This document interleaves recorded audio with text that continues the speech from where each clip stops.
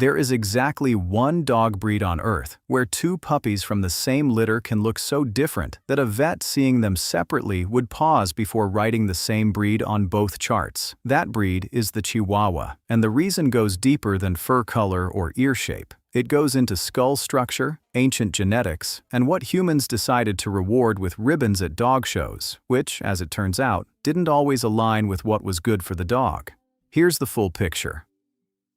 The official split: Applehead versus Deerhead. The American Kennel Club recognizes one Chihuahua breed. One. But within that single registration, two distinct head types exist: the Applehead and the Deerhead.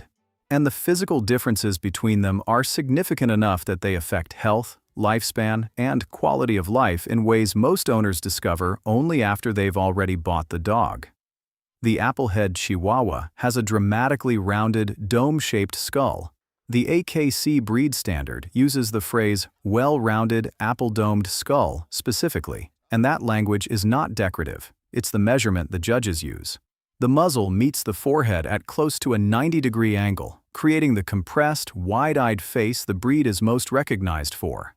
Eyes sit prominently in the socket, sometimes protruding.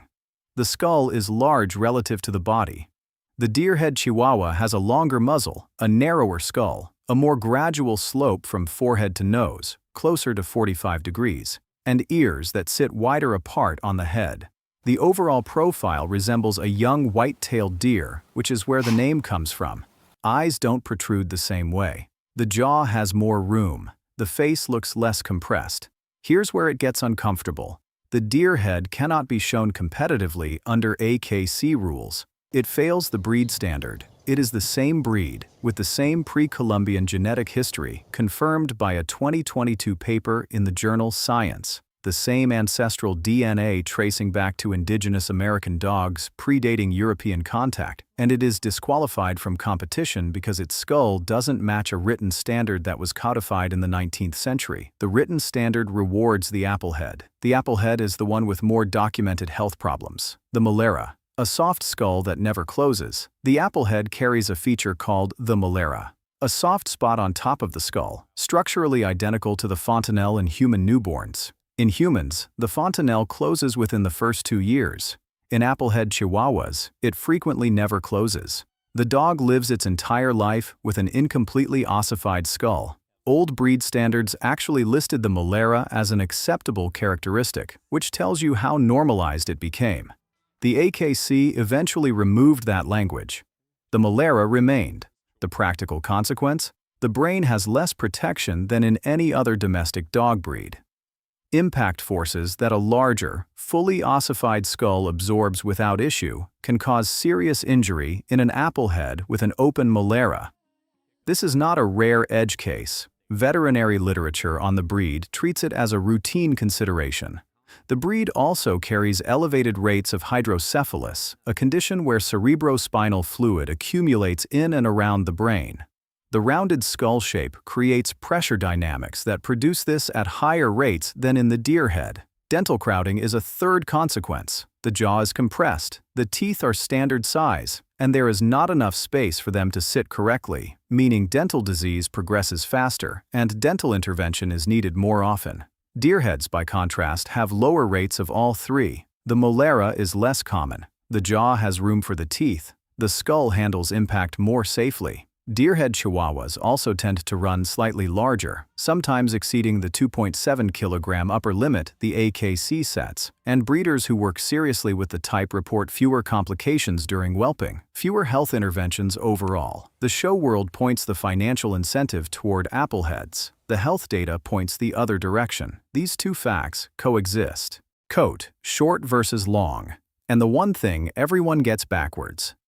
Coat length is the second major variation within the breed, and the AKC recognizes both the smooth coat, short, and the long coat as show eligible. Unlike the Deerhead distinction, this one carries no penalty. Long coat Chihuahuas have soft, flat, or slightly wavy fur, feathering around the ears, chest, and legs, and a plumed tail. Short coat Chihuahuas have the close, glossy fur most people picture when they hear the breed name. The thing everyone gets wrong: the long coat sheds less, not more. Less. Short coat fur releases from the follicle easily and embeds in fabric, furniture, clothing, car seats, in fine strands that are genuinely difficult to remove. Long coat fur drops in longer strands that are easier to spot and collect. This is documented consistently in breed literature and reported consistently by owners who've kept both types. The assumption that longer fur means more shedding is wrong in this case, and it has been wrong the entire time. Long coat Chihuahuas require brushing several times a week to prevent matting around the ears and behind the legs. Short coats need almost no grooming. The trade-off is real, but it's not the trade-off most people think they're making. Color genetics, and where the Merle pattern becomes a serious problem. Chihuahuas express virtually every color domestic dogs produce: fawn, black, white, chocolate, cream, sable, brindle, and blue, which is genetically a diluted gray, not actually blue. Most of these are produced by well-understood pigmentation genetics and carry no associated health risk. Merle is different. The Merle pattern, mottled patches of color on a lighter base, often described as marbled, is produced by the M. locus gene. Some breeders pair Merle to Merle. The puppies are visually striking, heavily patterned, sometimes with blue eyes, and they command higher prices precisely because of how unusual they look. The health consequences are distributed to the dogs, and eventually to whoever adopts them. The teacup. What it actually is. The teacup Chihuahua is not a recognized size variant. It is not an AKC classification. The Chihuahua breed standard simply states the dog should not exceed 2.7 kilograms. There is no lower limit, and no official subcategory for unusually small individuals.